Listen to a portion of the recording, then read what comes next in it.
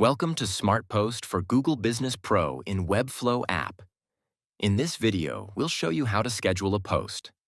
To get started, simply fill in all the mandatory details required to proceed with scheduling. First, enter the post title. Next, continue by adding the post description, describing your content clearly and effectively. You can then optionally upload a single media file, either an image or a video depending on your post requirements. If needed, go ahead and add a button link to drive user actions. Once everything is filled in, click on the Schedule Post button. This will open the schedule pop-up. Here, you'll find the time zone drop-down. Search for your desired time zone and select it from the list. Now choose the date and time for your post. Make sure to verify the selected date and time before moving forward. After confirming the details, simply click on the Schedule Post button. And that's it.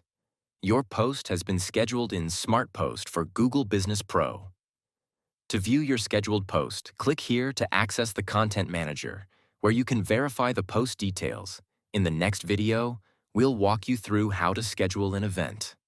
Don't forget to check the full documentation or contact our support team if you need any help.